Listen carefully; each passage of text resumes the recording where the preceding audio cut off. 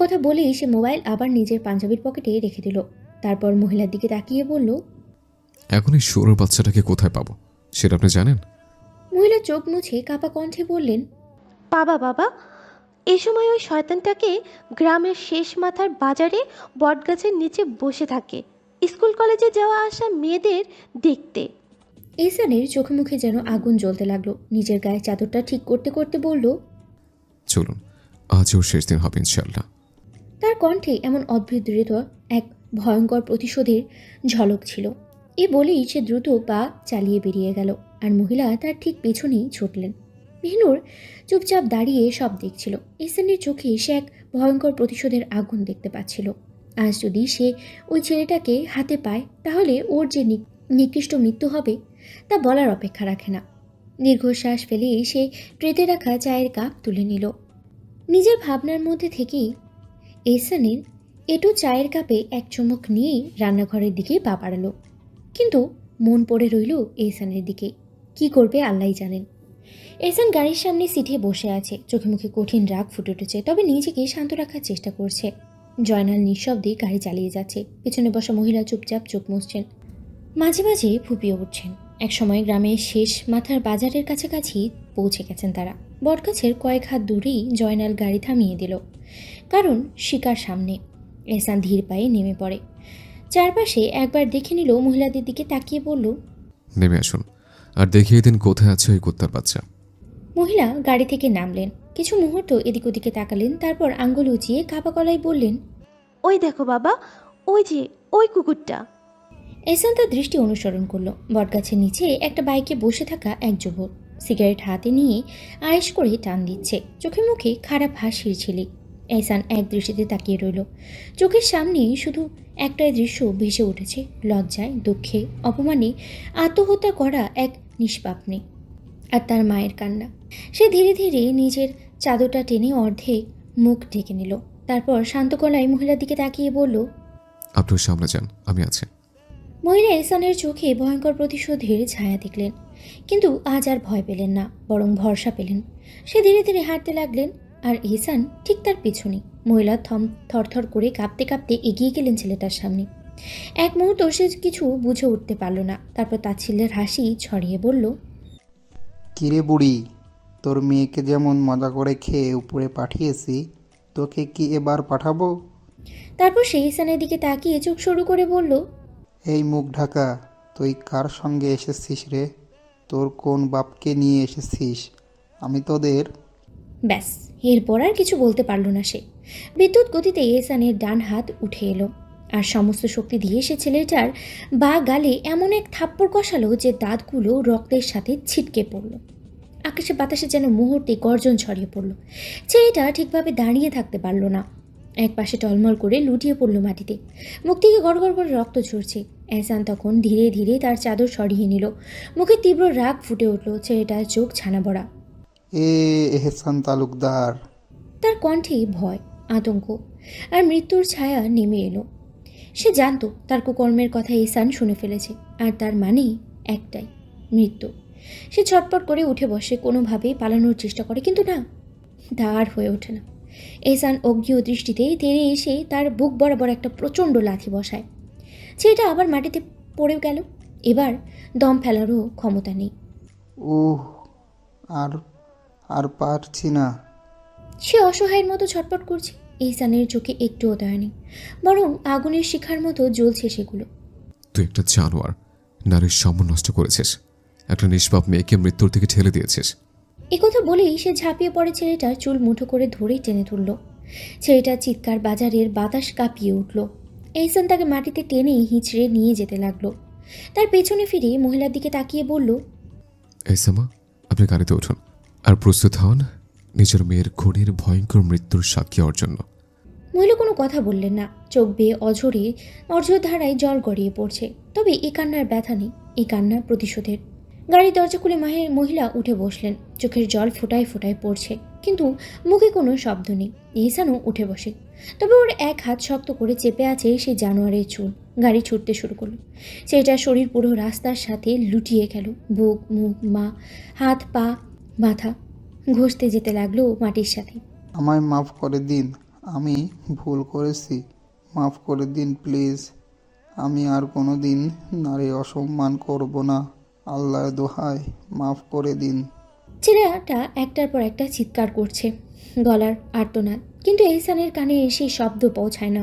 তার চোখ বরফ শীতল কঠিন, হাতের মুঠি আরও শক্ত হলো চুলের গোড়ার উপরে। রাস্তায় ছোট ছোট পাথর কাকড় ছেলেটার বুকের মাংসে ঢুকে যেতেই মুখ থেতলে যাচ্ছে। গ্রামের মানুষ রাস্তায় দাঁড়িয়ে দেখছে, কিন্তু কেউ কিছু বলছে না। তারা জানে এহসান তালুকদার দোষ ছাড়া কাউকে শাস্তি দেয় না। তালুকদার বাড়ির বিশাল লোহার গেট খুলে গেল। বাড়ি ঢুকতেই সঙ্গে সঙ্গে সেটা বন্ধ করে দেওয়া হলো।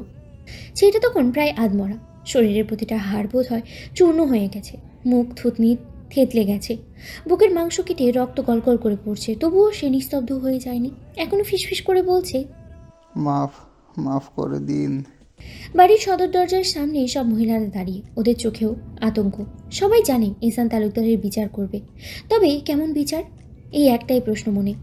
তবে তারা শুধু প্রার্থনা করছে, ইয়া আল্লাহ যেন এহসান ওকে বেশি শাস্তি না দিয়ে সহজেই মেরে ফেলে। কিন্তু মেহনুরের মনে সে চাওয়া নেই। সে চায় এহসান তাকে ভয়ঙ্কর শাস্তি দিক, একটা সহজ মৃত্যু না, একটা ভয়ঙ্কর মৃত্যু। এটাই ধর্ষকের একমাত্র বিচার। এহসান গাড়ি থেকে নেমেই সজোরে লাথি মেরে ছেলেটাকে মাটিতে ফেলে দেয়। ছেলেটি ধপ করে পড়ে যায়, যন্ত্রণায় কুঁকড়ে ওঠে। এহসান তখন চোখ রাঙিয়ে জয়নালকে উদ্দেশ্য করে বলে, আমার হাতে দে। সঙ্গে সঙ্গে জয়নাল গাড়ির পেছন থেকে একটা চকচকে নতুন বাঁধানো কুড়াল বের করে এহসানের হাতে তুলে দেয়। তাজা ধাতব ফলার তীব্র ঝলকানিতে মুহূর্তেই কুকড়ানোর কুড়ালের ধার বোঝা যাচ্ছে। এহসান কুড়ালটা হাতে নিয়ে একবার তাকায় ফলার দিকে, তারপর শক্ত করে তার মুঠোয় চেপে ধরে। তারপর ধীরে ধীরে এগিয়ে আসে মাটিতে আধমরা অবস্থায় পড়ে থাকা ছেলেটির দিকে। এহসানের হাতে কুড়াল দেখে ছেলেটির গলা দিয়ে আতঙ্কে ফেটে আসে এক করুণ আর্তনাদ। ছেড়ে দিন আমায়, মারবেন না, দয়া করুন। এহসান দাঁতে দাঁত চেপে গর্জন করে বলে ওঠে, নারীরা হয় মায়ের জাত, নারীরা হয় মমতাময়ী। তাদের সম্মান দিতে হয়, তাদের ভালোবাসতে হয়। তার আল্লাহর এক অশেষ রহমত। একটু থেমে আবারও গম্ভীর ক্ষোভ নিয়ে বলে, আর তুই কি করেছিস? এক নারীর গর্ভ থেকে জন্ম নিয়ে অন্য এক নিষ্পাপ নারীর সম্মানহানি করেছিস, তাকে মেরে ফেলেছিস। তোর বাঁচার কোনো অধিকার নেই এই দুনিয়ায়। তুই একটা ধর্ষক, আর ধর্ষকের একটাই প্রাপ্য, সেটা হলো ভয়ঙ্কর থেকে ভয়ঙ্কর মরণ।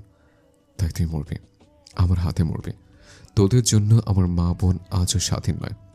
তুই মরবি আমার হাতে, তুই মরবি। এই বলেই এহসান কুড়ালটি তুলে নেয় এবং পরক্ষণে সজোরে আঘাত করে ছেলেটার পুরুষাঙ্গ বরাবর। মুহূর্তেই ছেলেটির মুখ থেকে বিভৎস অর্তনাদ বেরিয়ে আসে। এক ভয়ঙ্কর রক্তাক্ত মৃত্যুতেই সে ছটপট করতে করতে প্রাণ হারায়। কিন্তু তাতেও এহসান থামে না। তার চোখে প্রতিশোধের আগুন আরও দাউ দাউ করে চলে ওঠে। সে ছেলেটির নিথর লাশের দুই হাত থেকে এক এক করে কেটে ফেলে। তারপর পাগলের মতো তার বুকে পেটে একের পর এক কোপ দিতে থাকে। চারপাশে রক্ত ছড়িয়ে পড়ে, মাটির রং লাল হয়ে যায়। কিন্তু এতে এহসানের কিচ্ছু যায় আসে না। সে তার ক্ষোভ মেটাতেই ব্যস্ত। তার মাথায় একটাই কথা, ধর্ষকের কোনো স্থান নেই দুনিয়ায়। একসময় ধারাবাহিক আঘাতে ছেলেটির শরীরের মাংস ছিঁড়ে কলিজা বেরিয়ে আসে। স্পষ্ট দেখা যায় সেই ধকধক করতে থাকা কালচে সেই লাল কলিজাটা। এহসান গভীর দৃষ্টিতে সে কলিজার দিকে তাকিয়ে থাকে কিছুক্ষণ, তারপর নিঃশ্বাস ফেলতে ফেলতে হাতে থাকা কুড়ালটি ফেলে দেয়। ধীরে ধীরে হাত বাড়িয়ে ছেলেটির কলিজাখানা ছিঁড়ে টেনে বের করে আনে, নিজের হাতে তুলে নেয়। এক মুহূর্ত সে নিথর হয়ে দাঁড়িয়ে থাকে, তারপর সে কলিজাটিকে মুঠোর মধ্যে নিয়ে এগিয়ে যায় এক মহিলার দিকে, যিনি দাঁড়িয়ে দাঁড়িয়ে কেঁদেই চলেছেন। তিনিই সেই মা। তার নিষ্পাপ মেয়েটা এই দুশ্চরিত্র জানোয়ারের লালসার শিকার হয়েছিল।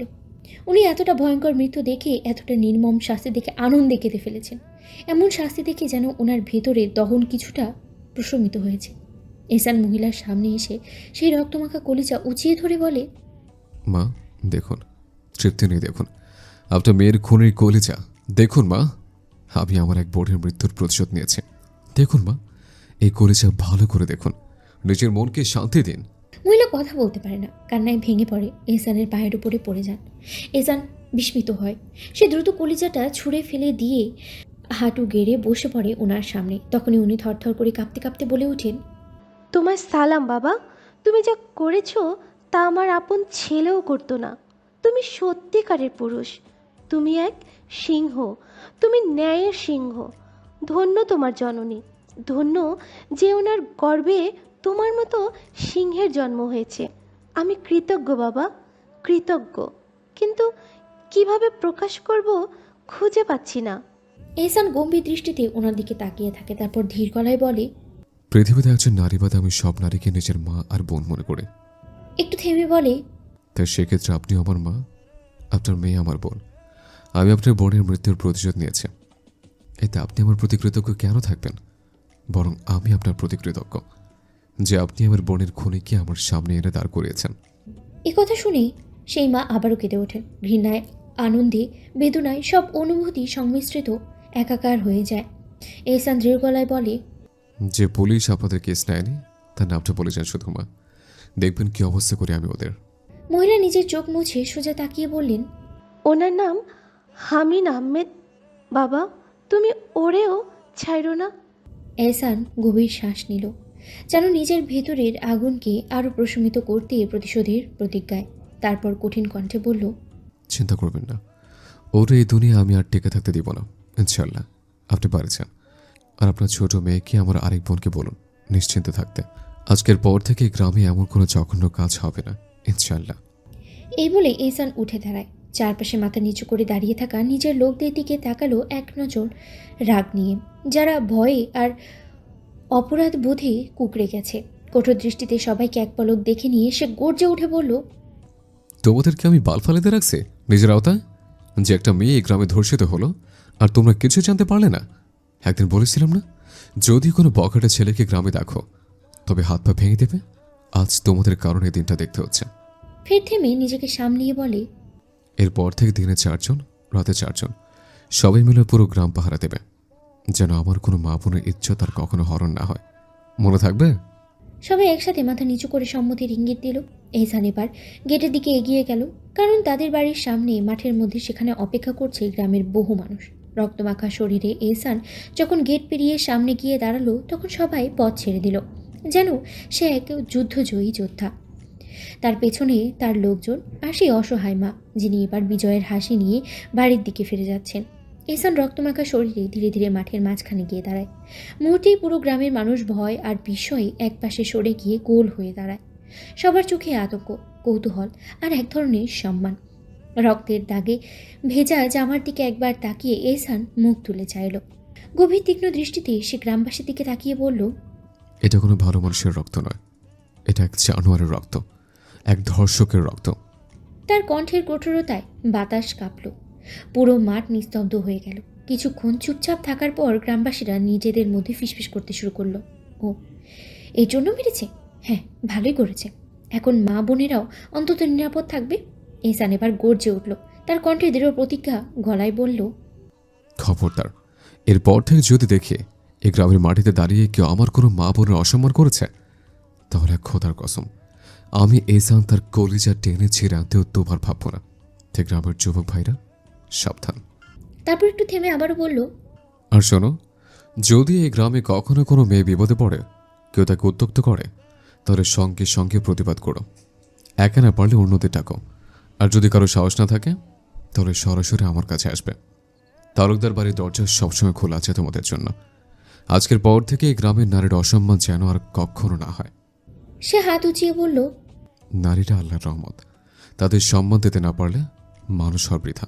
তাই সম্মান দিতে শিখো নারীকে। এবার পুরো গ্রাম যেন একসঙ্গে গর্জে উঠল, ইনশাল্লাহ, ইনশাল্লাহ। আজ থেকে এই গ্রামে কখনোই নারীর অসম্মান হতে কেউ দেবে না। এহসান আবারও বলল, আমার যুবক ভাইয়েরা, আমার বোনদের রক্ষা করা আমাদের দায়িত্ব। তাই চোখ কান সজাগ রাখো, অন্যায় দেখলে ঝাঁপিয়ে পড়ো। গ্রামের যুবকরা একসঙ্গে চিৎকার করে উঠল, ইনশাল্লাহ, ইনশাল্লাহ। এহসান নিজের চাদর ঠিক করে যখন বাড়ির দিকে পা বাড়ায়, তখনই ভিড়ের মাঝখান থেকে একটি মেয়ে এগিয়ে আসে। কলেজের পোশাকে মেয়েটি গলায় গম্ভীর যন্ত্রণা নিয়ে বলে, আপনি আমার বিচার করবেন?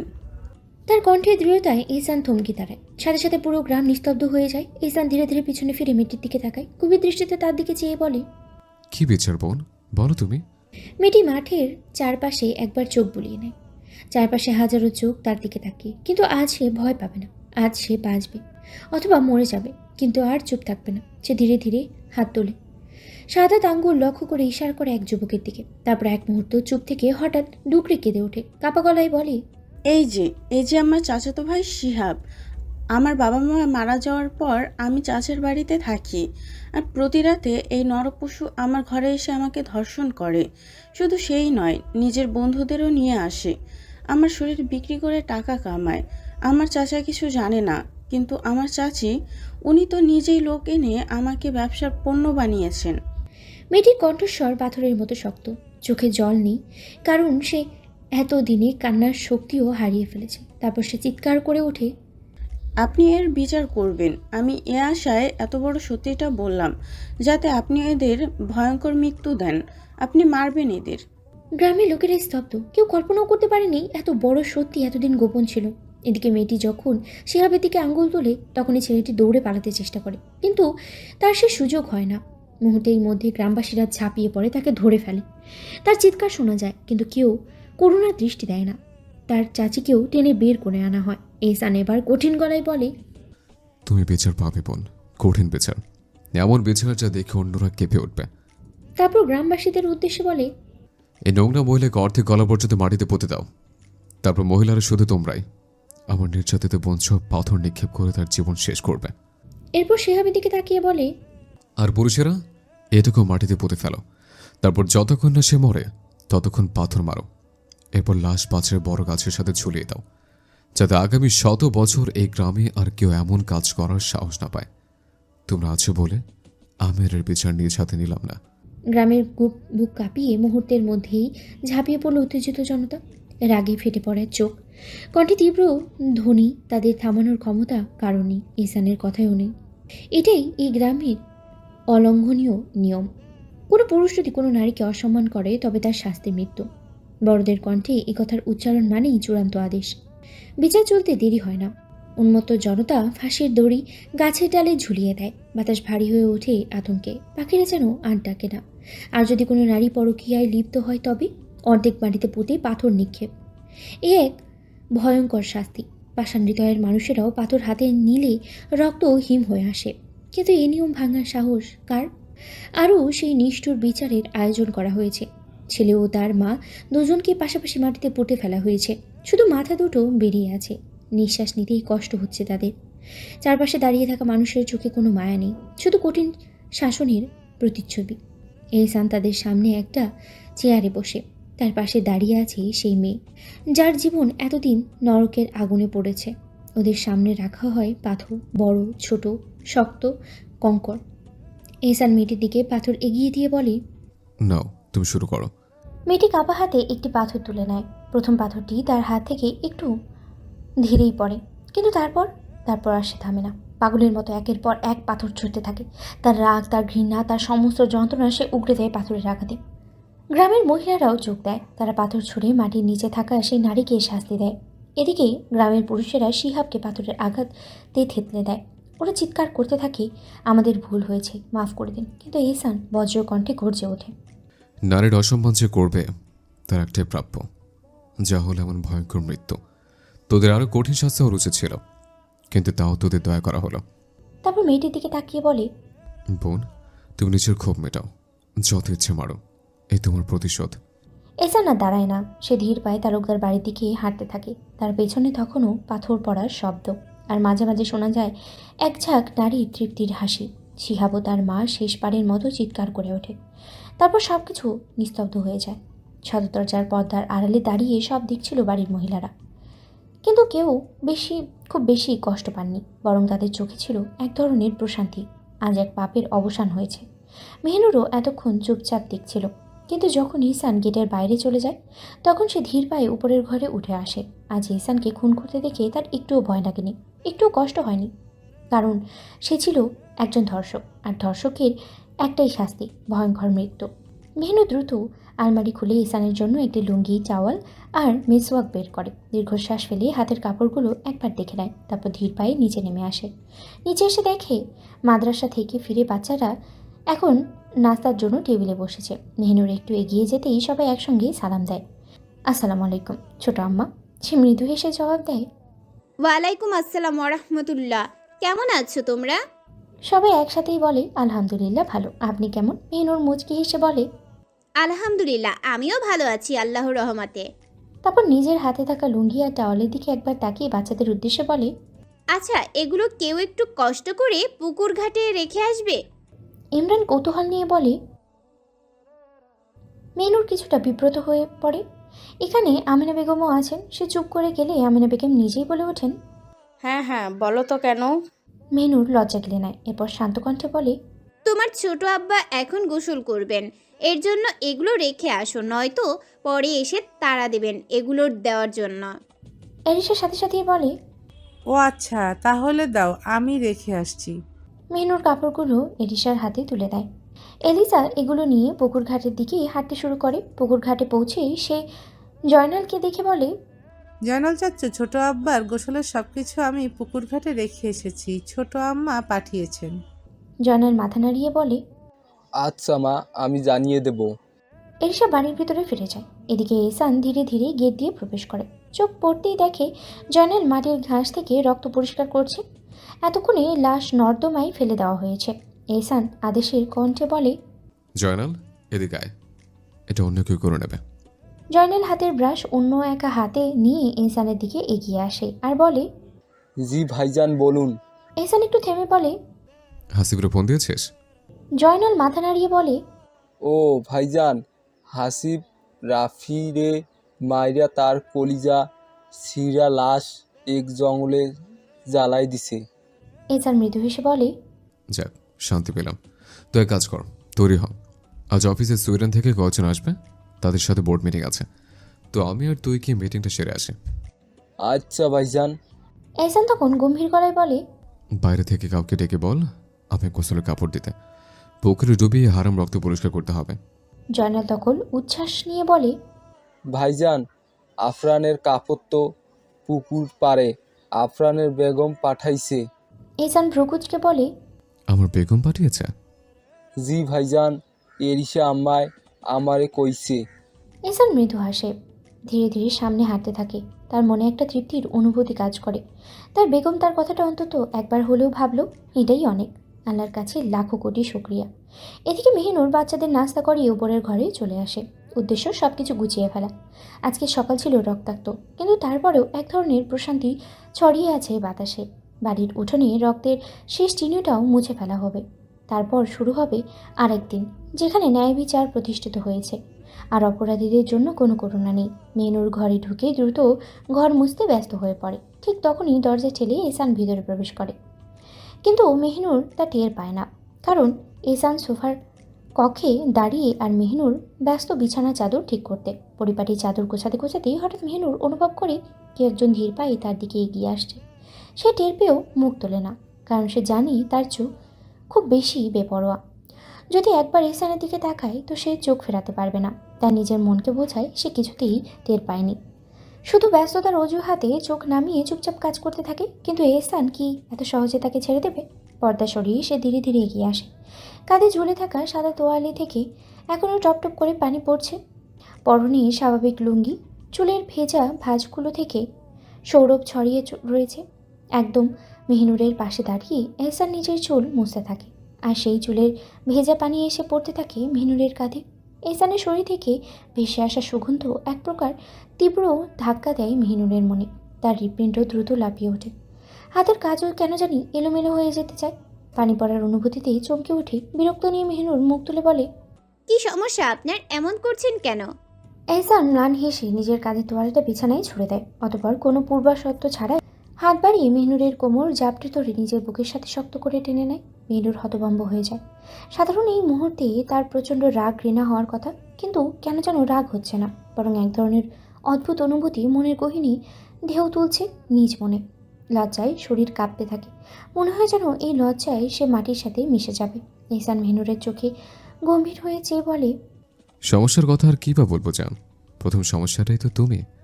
মেহনুর বিস্ময়ে তাকিয়ে বলে। এহসান এক হাত দিয়ে মেহনুরের মাথার ওড়না আলতো করে সরাতে সরাতে ফিসফিস করে বলে। হ্যাঁ, তুমি। কারণ আমি এহসান সব সামলাতে পারি। কিন্তু বিশেষ করো বেগম, তোমার দেখার তৃষ্ণা না পারে আমি মেটাতে, আর না পারি সামলাতে। মেহনুর দ্রুত এহসানের হাত ঝাপটে বলে। কি করছেন, ওড়না সরাচ্ছেন কেন? এহসান মৃদু হেসে তার হাত সরিয়ে নিয়ে ওড়নাটা সরিয়ে ফেলে। তারপর মৃদু হেসে বলে। তোমার চুলে মুখ ডুবিয়ে দিব বলে। এ বলেই বিদ্যুৎ গতিতে মেহনুরের খোপা খুলে দেয়। মুহূর্তেই ঘন দীর্ঘ কালো চুল মেহনুরের পিঠে ছড়িয়ে পড়ে। এহসান তার বাহুতে মেহনুরকে শক্ত করে ধরে পিছনে ফিরিয়ে নেয় আর নিজেই পিছন থেকে জড়িয়ে ধরে তার গালে নিজের থুতনি রাখে। মেহনুরের পুরো শরীর কেঁপে ওঠে, মনে হচ্ছে তার প্রাণটাই বুঝি বেরিয়ে যাবে। এহসান সেই কাঁপুনি টের পেয়ে মুচকি হেসে ফিসফিস করে বলে, জান, তুমি যদি এইভাবে আমার এতটুকু স্পর্শে কাঁপতে থাকো তাহলে আমি বাচ্চার বাপ হবো কী করে? মেহনুরের লজ্জায় শ্বাস বন্ধ হয়ে আসতে চায়। সে জোরে জোরে শ্বাস টেনে নিজেকে সামলাতে চেষ্টা করে, তারপর অস্পষ্ট কণ্ঠে বলে, ছাড়ুন অসভ্য, ছাড়ুন বলছি। এহসান মেহনুরকে আরও শক্ত করে জড়িয়ে ধরে হেসে বলে, বউয়ের সাথে অসভ্যতা না করে কি পাড়ার লোকের সাথে করবো আমি? আমার বোকা নারী। মেহনুর এহসানের নিজের কোমরে পেঁচিয়ে শক্ত করে বাঁধা দুই হাত খামচে ধরে বলে, ছাড়ুন বলছি। কিন্তু এরপর আর কিছু বলার সুযোগ সে পায় না, কারণ পর মুহূর্তে এহসান নিজের উষ্ণ ঠোঁট ডুবিয়ে দেয় মেহনুরের ঘাড়ে। মেহনুর স্তব্ধ হয়ে দাঁড়িয়ে থাকে, তার শিরদাঁড় বেয়ে শীতল স্রোত বয়ে যাচ্ছে। এহসানের খোঁচা খোঁচা দাড়ি তার ঘাড়ে ভিজছে তীক্ষ্ণ সূচের মতো। এহসান ধীরে ধীরে মুখ তুলে নিয়ে মেহনুরের চুলের মধ্যে মুখ গুজে দেয়। গম্ভীর নিঃশ্বাস নেয়, যেন সেই চুলের সুগন্ধ তার সমস্ত অস্তিত্ব ছাড়িয়ে দিতে চায়। তারপর মৃদু তীব্র আবেগ মেশানো গলায় ফিসফিসিয়ে বলে, তোমার চুলের ঘ্রাণ পাগল করে দেয় আমায়। তীব্র থেকে তীব্রতর হয়ে ওঠে তোমার প্রতি থাকা আমার ভালোবাসার অনুভূতি। মেহনুর পাথর হয়ে দাঁড়িয়ে থাকে, কিছু বলতেও পারছে না, নড়াচড়াও করতে পারছে না, যেন সময় থেমে গেছে। এহসান নিজের মুখ মেহনুরের গলার দিকে এগিয়ে নিয়ে আসে আর মেহনুরের গাল আর গলায় নিজের নাক ঠেকিয়ে নেয়। এতে মেহনুর বিদ্যুৎ আঘাত পাওয়ার মতো কেঁপে ওঠে। এহসান মেহনুরকে আরও শক্ত করে জড়িয়ে ধরে বলে, ভীষণ ভালোবাসি তোমায়, ভীষণ। আমার স্নিগ্ধ ফুল, ভীষণ ভালোবাসি। মেহনুর মুখ খোলে, তবে তাচ্ছিল্যের সাথে বলে, জোর করে যা ভালোবাসার তা বেছে নিন। এই দুদিনের দুনিয়ায় আখিরাতে তো আর পাবেন না আমায় জোর করে নিজের করে রেখে নিতে। এহসান মৃদু হেসে নিজেকে সামলিয়ে বলে, ওই আমার বোকা নারী, তুমি আমি দুনিয়াতেও চাই, আখিরাতেও চাই, চিরন্তন নয়। তুমি আমি নিজের করে চিরস্থায়ী চাই। মেহনুর তাচ্ছিল্য করে বলে, দুনিয়ায় নিজের জোর খাটিয়ে পেয়ে গেছেন আমায়, কিন্তু আখিরাতে তো আর জোর খাটাতে পারবেন না এহসান তালুকদার। এহসান তার গাল থেকে মুখ সরায়, নিজের মুখ মেহনুরের ঘাড়ে গুজে দিয়ে বলে, তুমি আমি দুনিয়ায় নিজের জোর খাটিয়ে নয়, আল্লাহর কাছে ভিক্ষা চেয়ে নিয়েছে। জোর একমাত্র আল্লাহর কাছে আছে, আর কারো নয়। আল্লাহ আমার প্রতি দয়া করেছেন, তাই আমি এহসান তোমায় নিজের করে পেয়েছি। তাই আখিরাতেও না হয় আমি আমার মাবুদের কাছে তোমায় ভিক্ষা চেয়ে নেব। মেহনুর স্তব্ধ হয়ে যায়, কিছু বলতে পারে না। এমন কথার উত্তর আর কী বা দিবে। এহসান তাকে ছেড়ে দিয়ে নিজের দিকে ঘুরিয়ে নেয়, তারপর নিজের ঠোঁট মেহনুরের কপালে স্পর্শ করায় আর তার মুখশ্রীর প্রতি এক প্রেমময় অনুভব করিয়ে দেয়। মেহনুর বারবার কেঁপে ওঠে, তবে তার কিছু বলার উপায় নেই। সে চুপচাপ দাঁড়িয়ে থাকে। সে একটু হলেও অনুভব করে এহসান তাকে ভীষণ ভালোবাসে। এহসান মেহনুরকে নিজের পক্ষে আঁকড়ে ধরে নেয়, তারপর তার পিঠে হাত বুলিয়ে দিয়ে বলে, হয়তো তুমি আমায় ভীষণ ঘৃণা করো, ভীষণ, তবে এতেও আমার শান্তি, কারণ আমার শুধু তোমায় লাগবে। এবার তুমি আমায় ভালোবাসো অথবা ঘৃণা করো, তাতে আমার কিচ্ছু যায় আসে না। আমি শুধুই তোমাকে চাই, শুধু তোমায়। শান্তিতে বাঁচার জন্য হলেও তোমায় চাই। এহসান এরপর মেহনুরকে ছেড়ে দেয়, কারণ তাকে অফিসে যেতে হবে, অনেক দেরি হয়ে যাচ্ছে। মেহনুর কিছুটা স্বস্তির নিঃশ্বাস ফেলে। এহসান বলে, আমার জন্য খাবার নিয়ে এসো, আমি বের হব। আর আমার স্যুট করে এসো বের করে দিয়ে যাও। মেহনুর তেড়ামি করে বলে, আপনার স্যুট আমি কেন বের করব? আপনার কাজ আমি কেন করব? এহসান ধমক দিয়ে বলে, বউ হস তুই আমার কাজ তুই করবে না তো কি পারলো লোক করবে? বেয়াদব নারী, একটু আদবে এলি না? ব্যাস মেহনুরের মনটা বিষাদ হয়ে ওঠে। এহসান কেন ধমক দিল তাও কিছুটা সাহস নিয়ে বলে, আমি করব, আপনার সব কথা শুনব, তবে আমায় আমায় এহসান বুঝে যায় মেহনুর কি বলতে চায়, তাই ধমক দিয়ে বলে, খবরদার, এখন যদি বলিস হাসপাতালে নিয়ে যেতে তো তোর একদিন কি আমার যতদিন লাগে। এহসানের এমন ধমক শুনে মেহনুরের মুখ অন্ধকার নেমে আসে আর নিচু গলায় বলে, একটাবার নিয়ে যান না, আমি সত্যি বলছি আপনার সাথে যাব, আর আপনি যেন আমাকে নিয়ে যেতে দেন। এহসান তাচ্ছিল্য করে বলে, হ্যাঁ, নিয়ে যাবো তোমায় আমি। আর গিয়ে আমার থেকে চলে যাওয়ার ফান্দা করবে তুমি? এসব হবে না, আমার বাচ্চার মা। যাও, তাড়াতাড়ি কাপড় চাপড় বের করে গিয়ে আমার স্যুটগুলো বের করে দাও। মেহনুরের ভীষণ রাগ হয়, তাই দাঁত চেপে বলে, দেখবেন, দেখে নিয়েন, আপনি আমায় ভালোবাসেন না, বলেছেন তো বাসেন। এটা যদি সত্যি হয় তবে দেখিয়ে নিয়েন, একদিন আমিও আমার আব্বার মতো আধমরা হয়ে হাসপাতালে পড়ে থাকবো, আর আপনি আমায় দেখতে ছটফট করবেন, কিন্তু আফসোস পারবেন না দেখতে, যেমন আমায় দিচ্ছেন না দেখার সুযোগ। মেহনুরের এমন কথা মুখ থেকে বের করতে দেরি হয়, তবে ঠাস করে এহসান তার গালে থাপড় বসিয়ে দিতে দেরি করেনি। এহসানের থাপড় খেয়ে মেহনুরের পৃথিবী যেন ঘুরতে থাকে। মনে হয় ঘরের দেয়ালগুলো ধসে পড়বে এবং মেহনুর পড়ে যাবে। ঠিক তখনই এহসান তার বাহু চেপে ধরে, দাঁত চেপে বলে, খারাপের বাচ্চা, যদি এমন কথার মুখ দিয়ে বের করেছিস তো আমি তোকে নিচে আত্মরা করে দেব। সাহস কি করে হয় তোর এত বড় কথা বলার? জিভ কেটে ফেলবো। আর যদি এমন বাণী আমি শুনি। মেহনুর নিজেকে সামলাতে চেষ্টা করে, কিন্তু তার চোখ থেকে অশ্রু ঝরে পড়ে। সে টিপে চোখের পানি মুছে ফেলে। একটা কথার জন্য মারলেন? এহসান মেহনুরের থুতনি আলতো করে ধরে গম্ভীরভাবে বলে, হ্যাঁ, মারলাম। তোর অভ্যাসে তুই মার খেয়েছিস, আমার কিচ্ছু করার নেই। যা, গিয়ে খাবার নিয়ে আমার জন্য। এ বলে এহসান মেহনুরকে ছেড়ে না দিয়ে নিজের ঠোঁট ডুবিয়ে দেয় মেহনুরের সেই গালে, যে গালে সে থাপ্পড় মেরেছিল। বারবার কয়েকবার গভীরভাবে নিজের ঠোঁট ছুঁয়ে এহসান মেহনুরের গালকে স্পর্শ করে, তারপর মেহনুরকে ছেড়ে দিয়ে বলে, খাবার নিয়ে আয়। মেহনুর আর এক মুহূর্ত দেরি করে না, বিলাইয়ের মতো চোখের জল চুপি চুপি মুছে ঘর থেকে বেরিয়ে যায়। উদ্দেশ্য এহসানের জন্য খাবার নিয়ে আসা। এহসান মেহনুরকে চলে যাওয়ার পর দীর্ঘশ্বাস ফেলে বলে, তোমার যে কি করে সামলাই একমাত্র আল্লাহই জানেন। এ বলে সে কাপড় রাখার কক্ষে প্রবেশ করে, উদ্দেশ্য অফিসে যাওয়ার জন্য প্রস্তুতি নেওয়া। মেহনুর কিছুক্ষণ পর খাবার নিয়ে আসে। কক্ষে এসে দেখে এহসান বেরিয়ে আসছে কাপড় রাখার ঘর থেকে। মেহনুর এক নজর তাকায় এহসানের পানে, যার পরনে আজ সবসময়ের মতোই পাঞ্জাবি পায়জামা নয়, বরং তার পরনে একটি কালো রঙের স্যুট, সাদা শার্ট, তার সাথে ম্যাচিং কালো টাই। তার স্যুটের কাঁধে ম্যানফিট ডিজাইনের কাটানো পুরোপুরি পালিশ করা লেদার জুতা এবং হাতের তালুতে একটা সিলভার ওয়াচও রয়েছে। তার পরনে একটি সিল্কের কালো স্যুট কোট, যা নিখুঁতভাবে পরা। তার স্যুটের পকেটে একটি ছোট লাল সিল্কের হ্যান্ডকারচিফ সাবধানেই রাখা। মেহনুর নিজের চোখকেই সামলিয়ে নেয়, নয়তো এই এহসান তালুকদারের ভয়ঙ্কর সৌন্দর্যে সে দেখে না আবার নিজের চোখে নষ্ট করে নেয়। দীর্ঘ শ্বাস ফেলে সোফার সামনে রাখা টেবিলে খাবার রেখে এহসানকে উদ্দেশ্য করে বলে, এই নিন, খেয়ে নিন। এই বলে মেহনুর বেরিয়ে যাওয়ার জন্য পা বাড়ায়। এহসান মেহনুরের দিকে তাকায়, এগিয়ে আস্তে আস্তে বলে। এখানে দাঁড়া। মেহনুর থমকে দাঁড়িয়ে বলে, কি হয়েছে? এহসান তার সামনে এসে দাঁড়ায় আর মেহনুরের দিকে এক দৃষ্টিতে তাকিয়ে থাকে। এহসান সোফায় গিয়ে বসে। মেহনুর কাছে আসার সাথে সাথেই তার শরীরে সেই মারাত্মক ঘ্রাণ মেহনুরের নাকে এসে লাগে। মেহনুর চোখ বন্ধ করে এক মুহূর্তের জন্য সেই ঘ্রাণ অনুভব করতে থাকে। এক মুহূর্ত, দুই মুহূর্ত, তারপর এহসান মেহনুরের দিকে তাকিয়ে বলল, আজ থেকে একমাত্র আমি যখন টেবিলে বসে খাবো তখনও নিজ হাতে খাবো। আর যদি নিজ ঘরে বসে খাই তোকে খাইয়ে দিতে হবে। তাই এখন বেয়াদবি না করে একজন ভালো বেগমের মতো স্বামীর সেবা কর। মেহনুরের গায়ে ফোসকা পড়ে যায় এক প্রকার। এহসানের এমন নবাবী আবদার শুনে তার দাঁত চেপে বলে, আমি পারবো না খাইয়ে দিতে। এহসান ওর এমন কড়া কথা শুনে ধমকে সুরে বলে, আর একটা তেরা কথা বললে এখন খাবার না খেয়ে তোকে খেয়ে নেবো কাঁচা। বেয়াদব পান্তি, খাবার মুখে তুলে দে। মেহনুর কটমট করে তাকিয়ে ওর পানে খাবারের প্লেট হাতে তুলে নেয়। তার হাতে চুড়ি বরাবর কাচের প্লেটের সাথে ধাক্কা খাচ্ছে, যা থেকে হালকা শব্দ হচ্ছে। এহসান চোখ বন্ধ করে সেই শব্দ উপভোগ করে। আজ তার বেগমকে নিজের বেগম বলেই মনে হচ্ছে। মেহনুর একটু টুকরো রুটি তরকারির সাথে মিশিয়ে এহসানের দিকে বাড়ালে এহসান মুখ খুলে তা নিজের মুখে তুলে নেয়। মেহনুর বিরক্তি নিয়ে বলে, দয়া করে তাড়াতাড়ি গিলে নিন। আপনার মতো আমার রসের রঙের দিন যাচ্ছে না যে আপনার সারাদিন শুধু খাওয়াতেই কাটিয়ে দিব। এহসান মেহনুরের দিকে তাকিয়ে বলে, তোর এই বেয়াদবি নিয়ে আমি ভীষণ চিন্তায় আছি। পরের পর তোর মতো বেয়াদব না হয়েছে আমার বাচ্চা কাচ্চাগুলো। ভীষণ চিন্তায় ভুগছি আমি, ভীষণ। মেহনুর দাঁত চেপে বলে, কথায় কথায় বাচ্চা বাচ্চা করেন কেন? আর আপনি বাচ্চা পেলেন কোথা থেকে? কাল ভাইজানদেরও মিথ্যা বললেন কেন?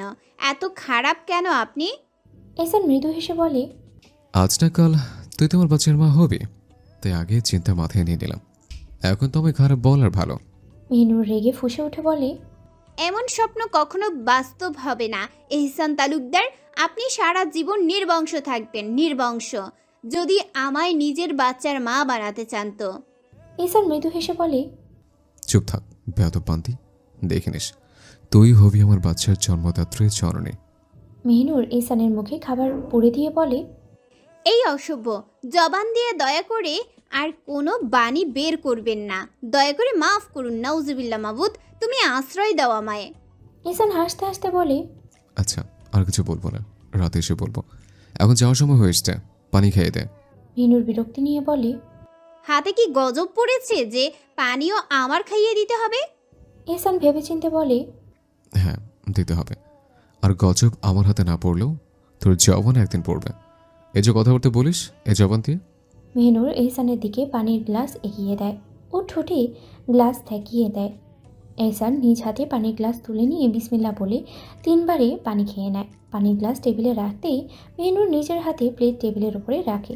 বাঁ হাত দিয়ে নিজের ওড়না দিয়ে এহসানের মুখ মুছে দেয়, কারণ সে জানে এখন যদি সে ওর মুখ না মুছে দেয় তবে সে ঠিকই কয়েকটা অসভ্য কথা বলে মুখ মুছিয়ে দিবে এহসান। মেহনুর দীর্ঘশ্বাস ফেলে বলে, এবার দয়া করে যেদিকে যাওয়ার সেদিকে চলে যান। আপনার যন্ত্রণা আমি আর নিতে পারছি না। কিন্তু এহসান যায় না, উল্টো বসে থাকে। তাকে আদেশ করে। এই প্লেটে যে অবশিষ্ট খাবার রয়েছে তা চুপচাপ খেয়ে নে। মেহনুর অবাক হয়ে ওর দিকে তাকিয়ে বলে, কেন আমি এখন খাবো? কেন আর আপনার এটো খাবো? এহসান হালকা এগিয়ে এসে মেহনুরের কাঁধে নিজের হাত রাখে। আমি জানি মহারানী, আপনি সকাল থেকে কিছু খাননি, তাই চুপচাপ খেয়ে নিন। আর সাবরে এটাও খেলে ভালোবাসা বাড়ে, তাই তাড়াতাড়ি খেয়ে নিন, নয়তো আমি আমার মতো চেষ্টা করব। মেহনুর আর কিছু না বলে এক পলক দাঁত চেপে এহসানের পানে তাকিয়ে তারপর আবার সোফায় বসে নিজের মুখে খাবার নিয়ে নেয়। এহসান মেহনুরের পাশে বসে থাকে যতক্ষণ না সে খাবার খায়। মেহনুরের খিদে পেয়েছে, কিন্তু কেন যেন কিছু খেতে ইচ্ছে হয় না। মনে অশান্তি থাকলে শান্তিতে খাওয়াও যায় না। মেহনুর জানে অনেক কষ্টে কয়েক টুকরো রুটি খেলে তারপর পানি খেয়ে নেয়। এহসান দেখে এত কম খেলে হবে? তুমি যদি এত কম খাও তাহলে তুমি চলবে কি করে, আর আমার বাচ্চা চলবে কি করে? মেহনুরের কান পচে যাচ্ছে এহসানের কথা শুনতে শুনতে, কিন্তু তাও সে কিছু বলে না। জানে যদি কিছু বলে এহসান আবারও তেরামি শুরু করবে, তাই চুপচাপ উঠে যায়। মেহনুর উঠে দাঁড়াতেই এহসানও উঠে দাঁড়ায়। মেহনুর যখন চলে যাবে তখন এহসান তার হাত দিয়ে মেহনুরের বাহুর পেছন থেকে ধরে ওকে আঁকড়ে নেয়। মেহনুর বিস্ময়ে ঘাড় ঘুরিয়ে তাকায় ওর পানে। তখনই এহসান ওর গালে আলতো হাত স্পর্শ করে, তারপর নিজের মুখ এহসানের মেহনুরের দিকে এগিয়ে নিয়ে ওর কপালে নিজের ঠোঁট ছোঁয়ায় গভীর কয়েকবার।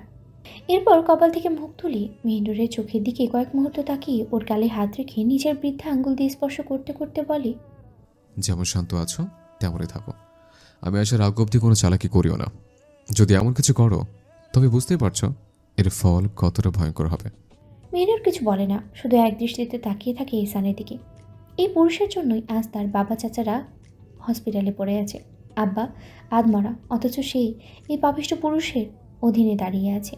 এক অদ্ভুত অনুভূতি তাকে ঘিরে রেখেছে। আজ আর ঘৃণা লাগছে না, তবে ভালোও লাগছে না। সব কিছু যেন গুলিয়ে যাচ্ছে, নিজের মধ্যে নিজেকে খুঁজে পাচ্ছে না।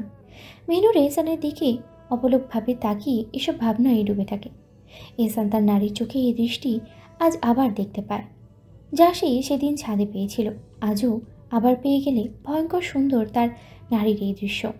এহসান মেহনুরের চোখের দিকে তাকিয়ে নেশাগ্রস্ত গলায় বলে, আমার পাপিষ্ঠ অন্তরব্দে ঝলসে দিয়েছে তোমার এই আঁখি জোড়া। মেহনুর এহসানের কথায় নিজ ভাবনায় ডুবে থাকে। পরে থতমত খেয়ে বলে, ছাড়, না না, নিচে যেতে হবে। এহসান মুচকি হেসে মেহনুরকে ছেড়ে দেয়। তারপর দুজনে হাঁটা ধরে নিচের দিকে। নিচে এসে মেহনুর কোনো দিকে না তাকিয়ে রান্নাঘরে চলে যায়, আর এহসান এনিসা বেগমের থেকে বিদায় নিয়ে জয়নালকে সাথে করে নিয়ে বেরিয়ে পড়ে। রাত 10টা। মেহনুর ব্যালকনিতে রাখা একটি সোফায় বসে আছে ঠান্ডার মধ্যে, তবে তার গায়ে এহসানের একখানা চাদর জড়ানো। যে চাদর মেখে আছে তার পাপিষ্ঠ পুরুষের শরীরের ঘ্রাণ। মেহনুরের হাতে তাসবিহ নিয়ে বসে বসে দরুদ জিকির করছে, আর নিস্তব্ধ গেটের দিকে তাকিয়ে আছে ওই আশায় কবে যে এহসান বাড়ি আসবে। কারণ এনিসা বেগম তো ওকে দায়িত্ব দিয়েই দিয়েছেন যে এহসানের খাওয়া দাওয়া যা যা প্রয়োজন সব মেহনুরেরই দায়িত্ব। আর মেহনুর যে আর কি করবে, এইসবই করবে। তাই তো যাকে ঘৃণা করে তার জন্য নিজের ঘুম হারাম করে বসে বসে অপেক্ষা করছে। আজ মনটা একটু হলেও শান্ত, কারণ বিকেলবেলা আমিনা বেগমের ফোন দিয়ে মেহরুবকে ফোন করেছিল। জানতে পেরেছে সবাই ঠিক আছে। আল্লাহর হুকুমে তার আব্বা যেন একটু সুস্থ আছেন, তাছাড়াও আর বাড়ির সবাই ঠিক আছে।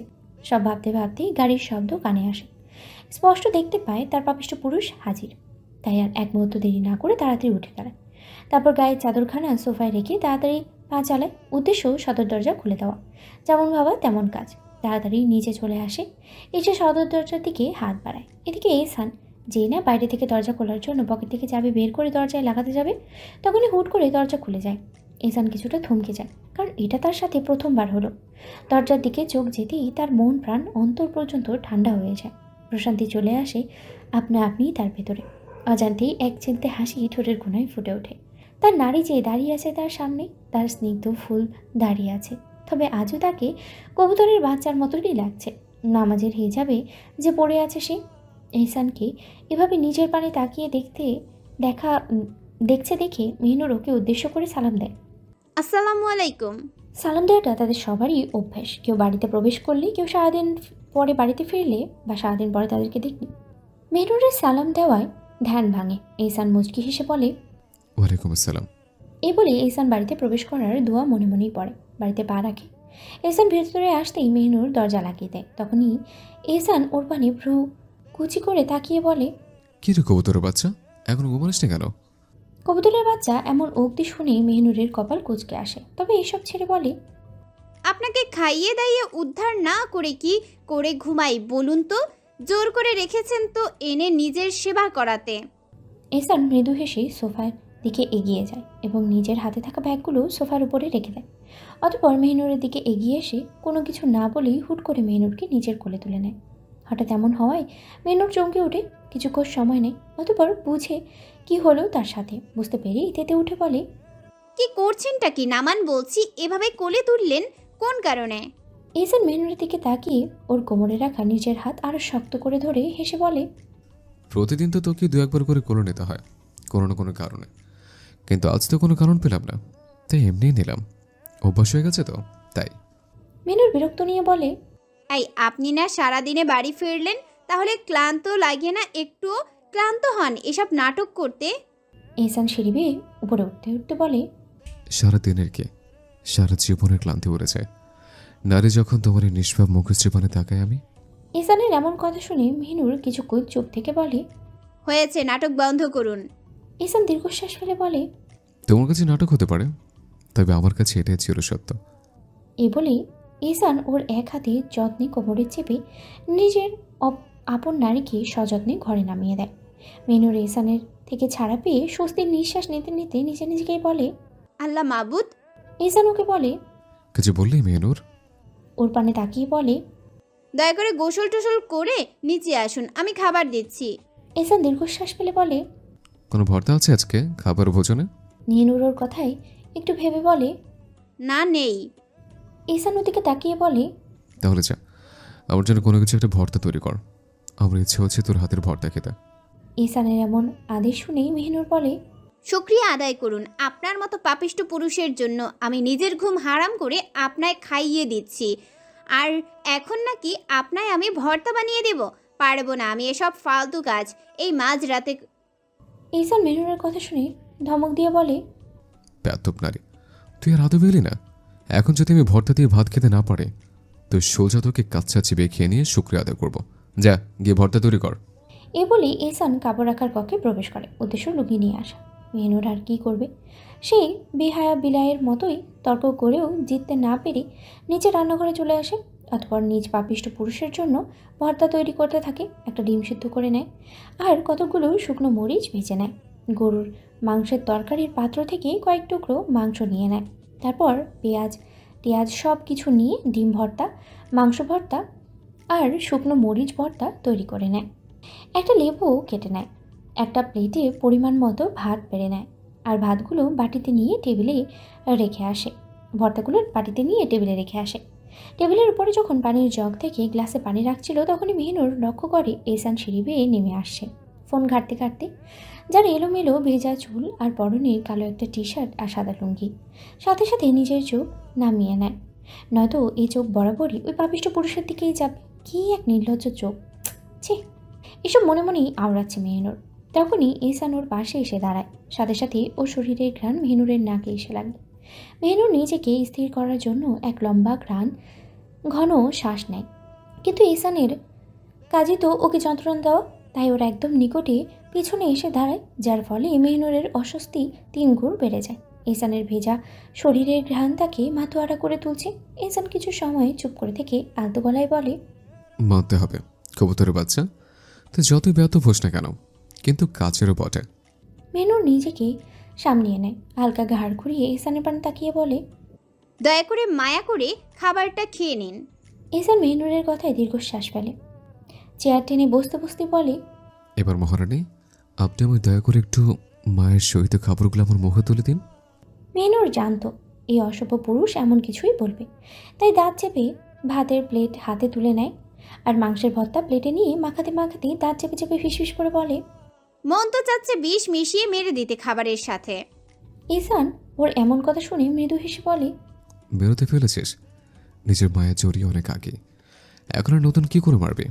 মেহনুর দাঁত চেপে এহসানের মুখ খাবার তুলে দিতে দিতে বলে, হ্যাঁ, আমি তো আপনায় বলেছিলাম যে বাবা আসুন, এসে আমার মায়ায় পড়ে যান। যত্তসব নাটক। এহসান খাবার চিবাতে চিবাতে বলে, ইয়া রাব্বে কারিম, আমি চেয়েছিলাম একজন মোত্তাকি বেগম, আর আপনি আমার কপালে জোটালেন এক আস্ত বেয়াদব। মেহনুর রাগী গলায় বলে, আমার রব বলেছেন যাও গিয়ে ওকে বিয়ে করো। আপনি নিজেই তো কীর্তি করে আমায় নিজের কপালে জুটিয়ে আসছেন। এহসান নিজের মুখে খাবার নিতে নিতে বলে, আমার রব চেয়েছেন বলে আমি এই শান্তকে নিজের করে পেয়েছি। তারপর ফের মেহনুরের দিকে ভালো করে তাকিয়ে বলে, এই, তোকে না করেছিলাম খয়রি রঙের কিছু না পড়তে, তো লাজও কেন পড়েছিস? মেহনুর হতবাক হয়ে নিজের দিকে তাকায়, তারপর দাঁত চেপে বলে, আমার ইচ্ছে হয়েছে পড়েছি, তাতে আপনার কি? এহসান মুচকি হেসে বলে, পরে কিন্তু আমি বেসামল হয়ে তোতে ডুব দিলে আবার আমি দোষ দিস না, বেকুব নারী। মেহনুর এহসানের মুখে খাবার তুলে দিতে দিতে বলে, পাপিষ্ট পুরুষ তো পাপিষ্ট জবানি হবে। এহসান ফোনের দিকে তাকিয়ে বলে, আমি পাপিষ্ঠ হলে কি হবে? তুই তো আছিস এই পাপিষ্ঠ পুরুষের এক পবিত্র অস্তিত্ব। মেহনুর দীর্ঘশ্বাস ফেলে বলে, নাটকের কথা বন্ধ করুন আর পানিটা খেয়ে নিন। এই বলেই মেহনুর প্লেটটা নিয়ে রান্নাঘরে চলে আসে। এহসান পানি খেয়ে টেবিলে রাখা বাটিগুলো হাতে তুলে নিয়ে রান্নাঘরে চলে যায় এবং বেসিনেগুলো রেখে মেহনুরকে বলে, রান্নাটা ভালো হয়েছে, তাই এর জন্য একটু সাহায্য করলাম। আমার ভাবিস না বউয়ের চামচা হয়ে গেছে। মেহনুর বাটিগুলো ধুতে ধুতে বলে, আপনাকে এসব বলার না আছে আমার আগ্রহ আর না আছে রুচি। এহসান ওর দিকে এগিয়ে এসে ওর নামাজের হিজাবে নিজের মুখ মুছে নিতে থাকে। মেহনুর এটা দেখে বড় গলায় বলে, কি করছেনটা কি? এটা দিয়ে আমি নামাজ পড়ি। এহসান মুখ মুছে শেষ করে কোনো উত্তর না দিয়ে যেতে যেতে বলে, আমার মুখ নাপাক নয়, তাই মুছলে সমস্যা হবে না। মেহনুর দীর্ঘশ্বাস ফেলে সব কিছু এক মনে গোছাতে থাকে। এহসান টেবিলের উপরে রাখা সুপারির থালা থেকে এক টুকরো সুপারি মুখে নিয়ে নিজের ঘরের দিকে পা বাড়ায়। মেহনুর কাজ শেষ করে সোফায় রাখা এহসানের ব্যাগ হাতে তুলে নিয়ে ঘরে চলে আসে। এসে দেখে এহসান সামনের কক্ষের সোফায় শুয়ে বই পড়ছে, লুঙ্গি পরা, তাই এহসানের পায়ের ঠিক টাকনোর উপরে কিছুটা অংশ দেখা যাচ্ছে। মেহনুরের চোখ আটকে যায় এহসানের ফর্সা লোমযুক্ত পায়ে, তবে সাথে সাথে নিজের চোখ নামিয়ে নেয় আর পরে লজ্জায় নিজেই নিজেকে গালি দিতে দিতে হাতের ব্যাগগুলো অন্য সোফায় রাখে, বাথরুমে চলে যায়। হাত মুখ ধুয়ে উঁচু করে বেরিয়ে আসে। এহসান মেহনুরের উজু পড়ারই অপেক্ষায় বসেছিল। নিজে উজু করে এসে মেহনুরের মনে আসে এহসানের চাদর তো সে বেলকুনি দিয়ে রেখে এসেছে, তাই বেলকুনিতে যায়। উদ্দেশ্য চাদরখানা চুপি সারে জায়গা মতো রেখে দেওয়া। তাড়াতাড়ি বেলকুনিতে গিয়ে চাদরখানা গুছিয়ে নেয়। গুছিয়ে নিয়ে যেই না পেছনে ঘুরবে তখনই ওর নাকে এহসানের শরীরের ঘ্রাণ এসে থাকে, মুহূর্তেই কেঁপে ওঠে। সাথে বুঝে যায় এহসান তার পাশে, তাই তাড়াতাড়ি চাদরখানা আবারও সোফায় রেখে দেয়। তখনই এহসান পিছন থেকে ওকে বলে, আমি তোর স্বামী, আর আমার জিনিসে ব্যবহার করার পর এত আতঙ্কিত হওয়ার কিছুই নেই, বুঝছিস বোকা নারী? মেহনুর এহসানের কথা থমকে যায়। সে নিজেও জানে এহসান তাকে কিছু বলবে না, কিন্তু এই নির্লজ্জ পুরুষ যে তাকে কথায় কথায় শরম দেয়। যদি এখনও এমন করে তাই তো চুপিসারে রেখে দিতে চেয়েছিল, কিন্তু সে তো আর নিজের দোষ স্বীকার করবে না, তাই পেছনে ঘুরে বলে, কই, আমি আতঙ্কিত হয়েছি, আপনি সব বুঝেন মনে হয়। এহসান মুচকি হেসে মেহনুরের দিকে এগোতে এগোতে বলে, হ্যাঁ গো, আমি সব বুঝি। তোমার পায়ের পাতা থেকে তোমার মাথা অবধি প্রতি মুহূর্তে মুহূর্তে কি চলছে তুমি কি ভাবছো, সব বুঝি আমি, সব। মেহনুর মেকি হেসে বলে, ভুল ধারণা। এহসান মেহনুরের সামনে এসে বলে, কিভাবে বুঝলে? মেহনুর দীর্ঘশ্বাস ফেলে বলে, যদি আপনি আমার অন্তরের অবস্থা জানতেন তাহলে কি আর আমার সামনে আমার বাপকে আধমরা হতে দিতেন? এহসান মেহনুরের দিকে নিজের হাত বাড়িয়ে প্রতি সময়ের মতো ওর কোমর জড়িয়ে ধরে বলে, তোমার অবস্থা বুঝে বলেই না রে তোমার বাপ আধমরা ছিল, নয়তো মরা থাকতো। ঈশানের এমন কথা শুনে মেহনুর আহত গলায় বলে, আপনি বুঝবেন না আপনজনদের কষ্টে দেখতে কতটা ভয়ঙ্কর যন্ত্রণা হয়। যদি জানতেন তাহলে এমন বলতেন না। ঈশান আহত সুরে তার ছেলের হাসি দিয়ে বলে, নিজের ভাইয়ের রক্ত দিয়ে গোসল করা আমি এহসান, নিজের বড় বোনের নিজ চোখে ইজ্জত ধারণ করতে দেখা আমি এহসান, নিজের ভাইয়ের বউয়ের ইজ্জত ধারণ হতে দেখা আমি এহসান, নিজের ভাতিজার ছোট্ট কলিজা ছিঁড়ে নিতে দেখা আমি এহসান, নিজের বাপকে আপন ছেলের রক্ত দিয়ে গোসল করা আমি এহসান, আরও কত বিরল কত নির্মম হত্যা নিজ চোখে দেখা আমি এহসান। জানিস তোর বাপ চাচা যদি সেদিন মরেও যেত আর তুই যতটা কষ্ট পেতে, তার এক ভাগের সমান হতো না আমার চাপা কষ্টের কাছে। বুঝলি বোকানারি, আমি পাপিষ্ট, এতে চাইনি এই দূরের নিকৃষ্ট মানুষ আমার বাধ্য করেছে তা হতে। মেহনুর ঈশানের কথাগুলো শুনে স্তব্ধ হয়ে যায়। কিছুক্ষণ থমকে গিয়ে বলে, আপনি বুঝেন তো আপনজনদের হারানোর ভয়ে, তাহলে কেন একটাবার আমায় আমার আব্বার সাথে কথা বলতে দিচ্ছেন না? ঈশান মেহনুরের দিকে তাকিয়ে বলে, কেন আজ বিকেলে যে কথা বললে সেটা কি যথেষ্ট নয়? মেহনুর চমকে ওঠে। কি করে জানলো ঈশান এটা? মেহনুরকে চমকে যেতে দেখে ঈশান মৃদু হেসে বলে, তুই কি ভাবলি আমি কিচ্ছু জানি না? মনে রাখিস তুই এই বাড়িতে কি করছিস, কি বলছিস, কিভাবে হাঁটছিস, কি খাচ্ছিস, তা প্রতি মুহূর্তে মুহূর্ত আমার জানা। তা হয় তাকে ঈশান ফের বলে, বাপকে দেখবে। মেহনুর যেন চাঁদ হাতে পাওয়ার মতনই চমকে ওঠে। তার চোখ উজ্জ্বলে চকচক করে ওঠে। আগ্রহ নিয়ে বলে, হ্যাঁ হ্যাঁ দিবেন, একটাবার দেখতে।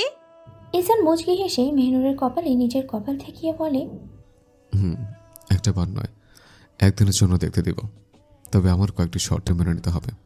মেহনুর চোখ বন্ধ করেছিল, ফের হুট করেই চোখ খুলে বলে, বলুন, আমি সব শর্তে রাজি। সত্যি তো? হুম। ঈশান মৃদু হেসে বলে, তাহলে শোন, যদি এখন থেকে তুই আমার একজন মোত্তাকি স্ত্রী হওয়ার চেষ্টা করবি, একদম একজন মোত্তাকি স্ত্রী আর মোত্তাকি মা, পারবি? মেহনুর থমকে যায়। ঈশানের এমন শর্তে সে তো তা কখনোই পারবে না। এই পুরুষের স্ত্রী হওয়াটা কি আদতে কি সে পারবে মেনে নিতে? তার মন তো মানবে না, কিন্তু তার যে তার বাবাকেও দেখাই লাগবে। প্রাণটা বেরিয়ে যাচ্ছে। কোনো কিছু না ভেবে বোকা মেহনুর বলে দেয়, হ্যাঁ আমি রাজি। ঈশান নিজের হাত ওর দিকে এগিয়ে দিয়ে বলে, কথা দে। মেহনুর কিছু মুহূর্ত ভেবে কাঁপা কাঁপা হাত ঈশানের হাতে রাখে আলতো করে আর বলে, কথা দিলাম। সারা শরীর কাঁপছে। মেহনুরের গলা শুকিয়ে যাচ্ছে, কিন্তু তা সে কথা দিয়ে দিয়েছে। ঈশান মুচকি হাসে, মেহনুরকে জাপটে আগলে নেয় আপন বুকে। এরপর তৃপ্তির হাসি দিয়ে বলে, তাহলে কাজ শুরু করে দাও। মেহনুর থমকে যায়। কিসের কথা বলছে এই পুরুষ? কি করবে সে? ঈশান মেহনুরের মাথা নিজ বুক থেকে আলতো করে সরিয়ে ওর দু কাঁধে হাত রেখে বলে, তুমি যখন কথা দিলে তো পূর্ণ করো। আর তোমার প্রথম কাজ হচ্ছে আমার তেলাওয়াত শোনানো। এখন থেকে যখন তুমি তেলাওয়াত করবে তখনই আমিও শুনবো। সে সময় যদি আমি তোমার পাশে থাকি, আর তাজ্জুদের সময় আর ফজরের সময় তো তোমার শোনাতেই হবে।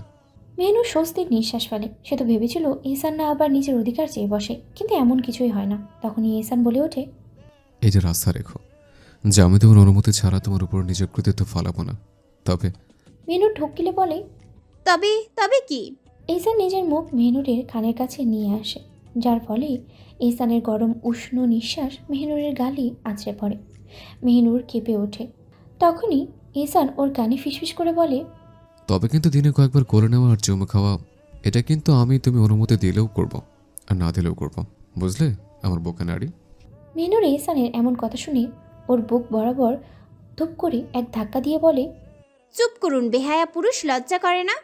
ঈশান মুচকি হেসে মেহনুরের হাত ধরে নিয়ে ওকে সোফায় বসায় এবং নিজেও বসে আর বলে, নাও এটা সুন্দর নাশিদ শোনাও, কোরআন চলেছে, তোমার গলা থেকে নাশিদ শুনে নি। মেহনুর কিছু মুহূর্ত চুপ করে থাকে। তারপর গলা পরিষ্কার করে মনে মনে বিসমিল্লা পড়ে শুরু করে একটা সুন্দর নাশিদ। আমার হৃদয়ের আলোয় আমার আত্মা আলোকিত হয় যখন আমি মানবজাতির প্রতিপালকের প্রশংসা করলাম, আর আমার আত্মা প্রফুল্ল হয়ে উঠল এবং অশ্রুধারা বইছিল। হে আল্লাহ, আমার হৃদয়কে বিচার বুদ্ধির দিকে পরিচালিত করো। রাতের প্রশান্তিতে আমি আমার সিজদায় প্রার্থনা করি যখন আমার চারপাশে কালো অন্ধকার। হে দয়ালু, হে পরম করুণাময়, হে পরম সহনশীল ও দয়ালু, তোমার উপহারের কোনো শেষ নেই। হে সর্বশ্রোতা, হে উত্তরদাতা, হে পরম মাহিমানিত্য, হে শক্তিশালী শিকারী প্রাণীদের স্রষ্টা, আমাকে পথ দেখাও। হে আল্লাহ, পথ নির্দেশনার প্রতি, সত্যের প্রতি, দেবত্বের প্রতি আমি আজ তোমার নির্দেশনার উপর নির্ভর করছি। হে বিশ্ব ব্রহ্মাণ্ডের আল্লাহ, তুমি আমার সহায়, তুমি পরলোকে মানুষের আশ্রয়স্থল। আল্লাহ, তোমার কাছে ক্ষমা প্রার্থনা করছি, আমাকে ক্ষমা করো এবং আমার ইচ্ছা পূরণ করো। আমার হৃদয়ের আলোয় আমার আত্মা আলোকিত হয় যখন আমি মানবজাতির প্রতিপালকের প্রশংসা করলাম, আর আমার আত্মা প্রফুল্ল হয়ে উঠল এবং অশ্রুধারা বইছিল। হে আল্লাহ, আমার হৃদয়কে বিচার বুদ্ধির দিকে পরিচালিত করো। বড় তালুকদার বাড়ির বসার কক্ষটি আজ থমথমে। সবাই উপস্থিত, কিন্তু পরিবেশে যেন চাপা বারুদের গন্ধ। সকলেই ক্ষুব্ধ, আর সেই ক্ষোভের কেন্দ্রবিন্দু একমাত্র ব্যক্তি এহসান। গত এক সপ্তাহে একটার পর একটা ঘটনা ঘটিয়ে চলেছে সে। 4টে খুন, যদিও প্রতিটির কারণ সিদ্ধ, তবুও এভাবে খুন করে কি রাজনীতি টিকে থাকে? নির্বাচন এসে গেছে, এখন সামান্য ভুলও ভয়ানক বিপদ ডেকে আনতে পারে। রাজনীতির খেলা তীক্ষ্ণ বুদ্ধিতে খেলতে হয়, কিন্তু এহসান যেন আগুনের সঙ্গে নাচছে। মনিরুল সাহেব কাল রাতে মজলিস থেকে ফিরে বিষয়টা শুনে চিন্তিত হয়েছিলেন, কিন্তু নিজেকে বোঝানোর চেষ্টা করেছিলেন এহসান তার ছেলে, সে ভুল করবে না। কিন্তু আজ সকালে পত্রিকা খুলতেই যেন হৃৎপিণ্ড এক মুহূর্তের জন্য থমকে গেল। পুলিশ অফিসার হামিনের বিকৃত মরদেহ উদ্ধার। স্থানীয় লোকজন তার দেহখানার সামনেই পেয়েছে, যেখানে হাত পা নিকৃষ্টভাবে টুকরো টুকরো করা হয়েছে। তিনি আর কিছু পড়তে পারলেন না।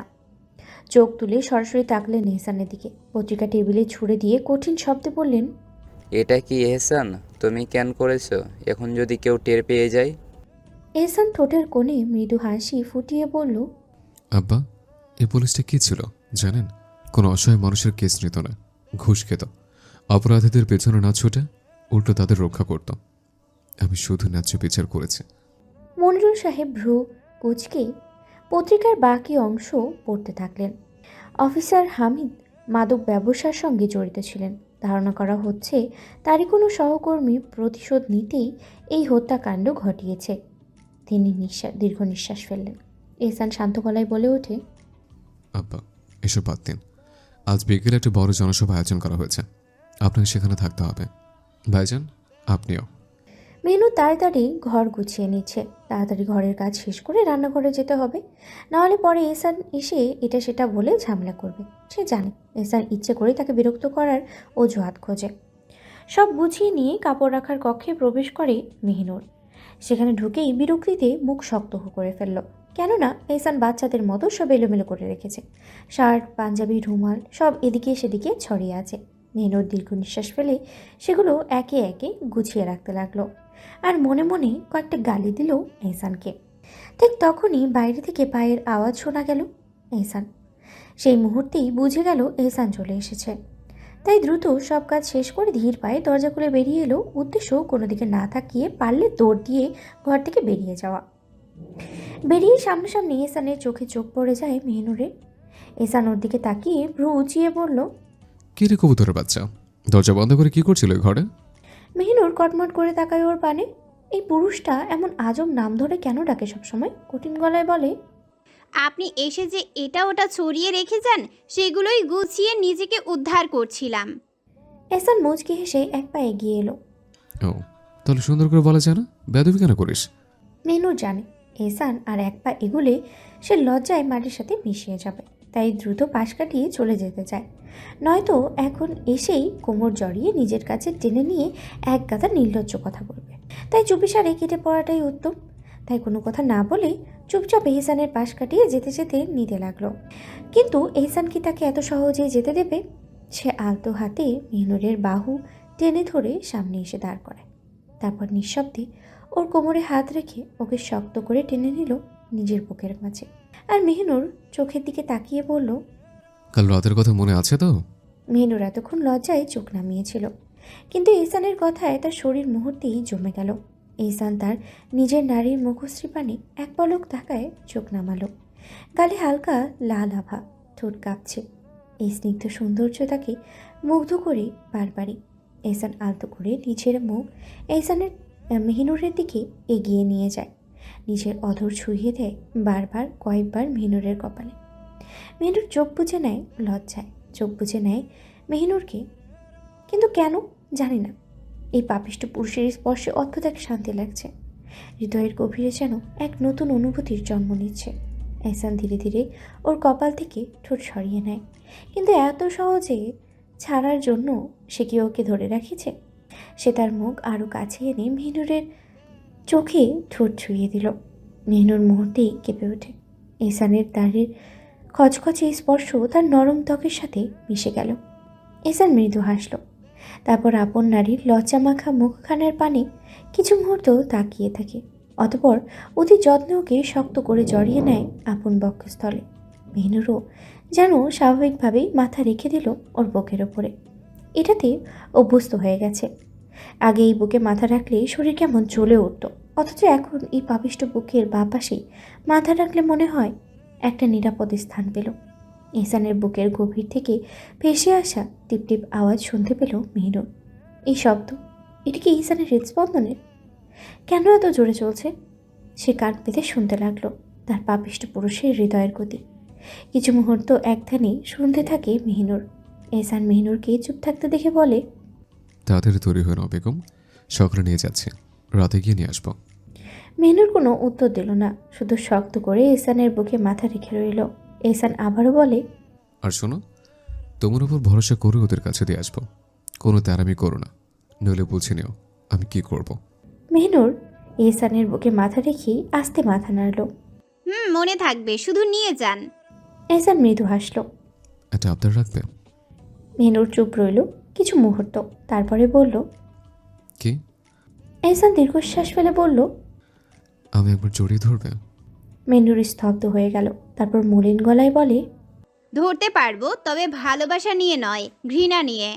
এহসান মৃদু স্বরে বলল, আমি জানি আমি তোমার ঘৃণারই যোগ্য, তা অন্তত ঘৃণা নিয়ে জড়িয়ে ধরো।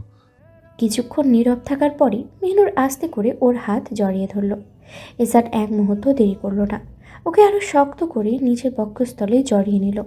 সময় যেন থমকে গেল, কয়েক মুহূর্ত কেটে গেল, কিন্তু এহসান ছাড়ল না।